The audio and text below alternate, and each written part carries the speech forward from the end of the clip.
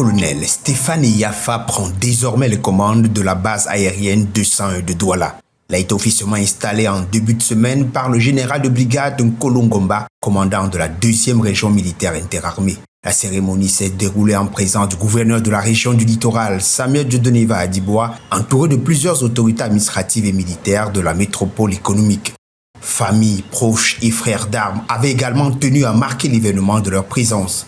Cette nomination découle du décret présidentiel numéro 225/401 du 12 août 2025, confiant à l'officier supérieur la noble responsabilité de diriger cette base stratégique. La solennité du moment a été renforcée par une parade militaire exécutée avec une précision remarquable. En tête des troupes, l'homme du jour a défilé affichant une prestance qui illustre l'exigence et la rigueur de sa carrière. Bouquets de fleurs, sourires et ovations sont venus sceller cette page nouvelle, un retour aux sources pour le lieutenant-colonel Yafa Stéphane, qui inscrit désormais son nom dans l'histoire de la base aérienne du 101.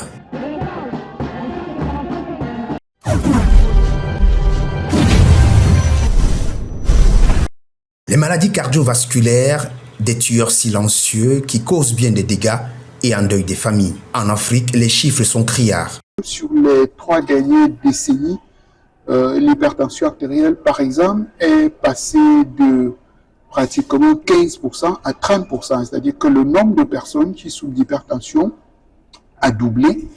Non seulement le nombre de personnes a doublé, mais les gens ne savent pas qu'ils ont l'hypertension et donc par conséquent, ils ne sont pas soignés. Et même lorsqu'ils sont soignés, ils ne sont pas soignés aux objectifs. Alors, on peut faire le parallèle avec les autres maladies cardiovasculaires, dont l'insuffisance cardiaque, les maladies valvulaires, et puis particulièrement les troubles du rythme qui nous concernent aujourd'hui. Alors qu'il y a eu de gros progrès en termes de diagnostic et en termes de thérapeutique.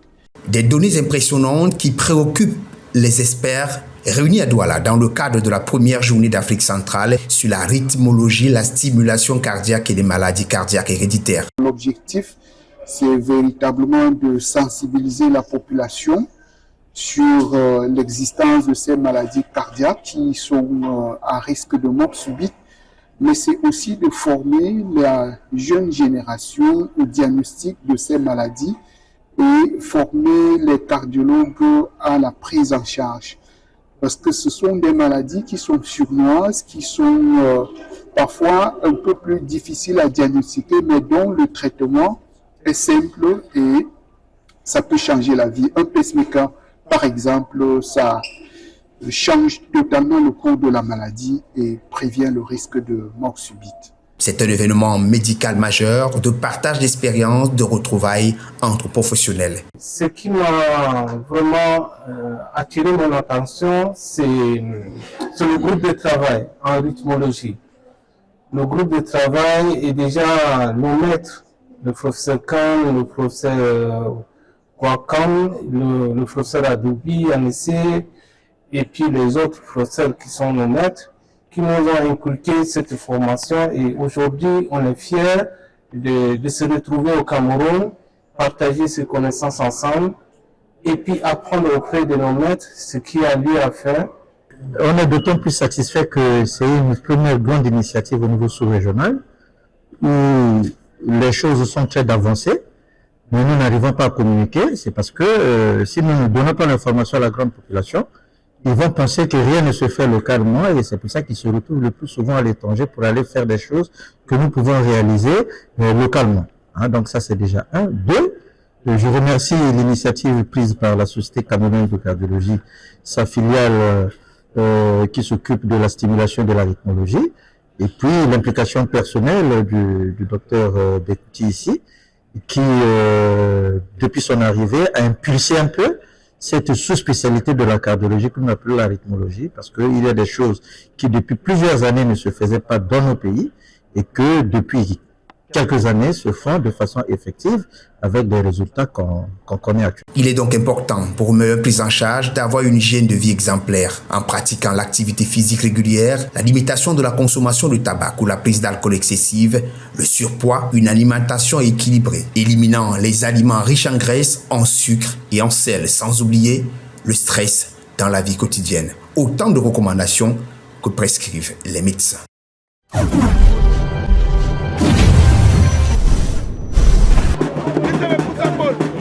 27 au 6 septembre dernier, les populations de Bonaberi-Bonasama en particulier ont vibré autour d'une célébration festive à travers Dikalo Foot 2025. Un tournoi de vacances dont l'apothéose en son et à couleur a offert un spectacle de qualité aux nombreux fans. La finale opposant l'équipe de Dikolo en rouge-noir et celle des vétérans en bleu-jaune a drainé du beau monde, parmi lesquels le maire de Séan de Douala 4, le professeur Moubimpa, Dr Soné, adjoint à la mairie de la ville de Douala, des fils et natifs du coin.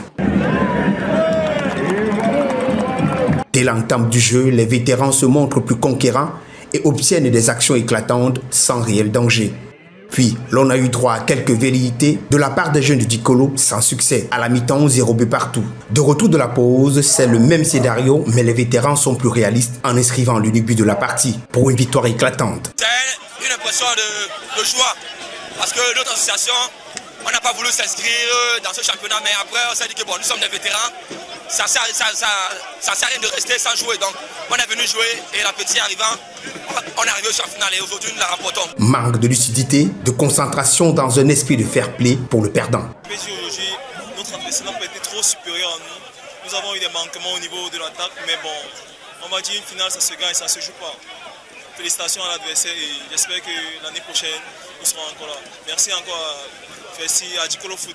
Plusieurs récompenses et distinctions ont ponctué cette belle fête du ballon rond. Mais heureux, c'est une finale, un championnat qui finit aujourd'hui à Dikolo. Demain nous aurons des championnats ailleurs, mais tout ce que l'on a fait en fait, c'est de faire en sorte que la jeunesse puisse s'épanouir durant cette période de vacances. Et je pense que tout s'est passé dans de très bonnes conditions. Je profite de l'occasion pour féliciter les organisateurs. Et l'année prochaine, nous verrons comment faire en sorte que nous puissions organiser cette finale, cette coupe, dans un stade que l'on va rénover. De belles promesses qui réjouissent l'organe technique, un objectif atteint pour des engagements tenus. Tout ce qui a été promis lors de ce championnat a été fait. Pendant près de 1 mois et demi, nous avons eu à remettre 5 000 francs à chaque meilleur joueur de la rencontre. Et on avait 2 rencontres par jour. Les 500 000 promis ont été remis. Les 2 pour le vainqueur, bien sûr. Les 200 000 du perdant ont été remis. Et enfin, les 50 000 du meilleur du soulier d'or ont été remis. J'ai le sentiment d'un homme comblé et vivement je rends grâce et je remercie tous ceux qui nous ont accompagnés tout au long de ce tournoi. Voilà qui met un terme aux vacances scolaires, tout en beauté. Rendez-vous pris l'année prochaine. Son plus images à Béli.